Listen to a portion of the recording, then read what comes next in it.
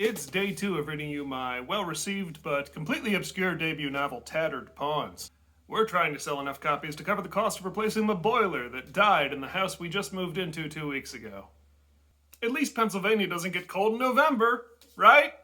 Maybe I can convince the neighbors to just crank their heat and I'll just plaster myself to the wall. Just so you know, these are going to cut in weird spots on different platforms because all of the companies can't decide how long these videos are allowed to be. Zuck Mark Fuckerberg. 2.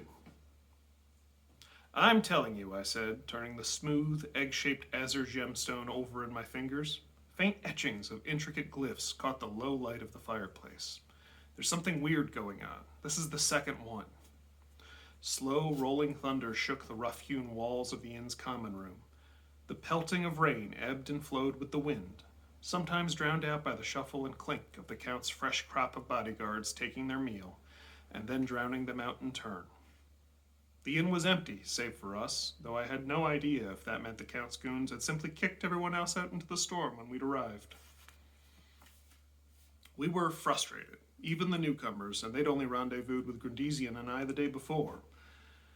We'd reached the edge of the city after midnight, but the weather had won out, finally intensifying to the point that the scant few miles between us and home had become insurmountable in the dark. We'd settled for beers, brooding in bed, but I had an issue to raise. Goodreads scoffed, rolling his eyes at me across the table. I fantasized about smacking him again, but held off. Doing so in public would compel him to have me dragged off in irons, and the new guards hadn't scared themselves useless with speculation over my mysterious and dreadful end-mage powers yet.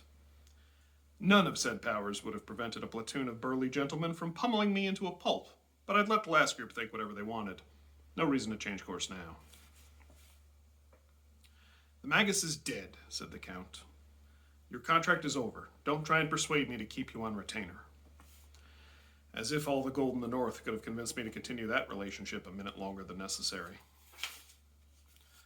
Look at it, I told him, holding up the gem. It was inert in my hand, but the Count must have had enough tutoring to recognize it as some kind of magical focus. These are sophisticated glyphs, complicated. Remember the sisters last year out west? They had one just like it.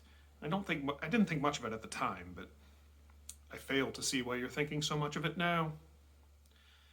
Because, I said, trying not to sound exasperated, I think it's strange, Count, how many incidents I've seen in the north lately.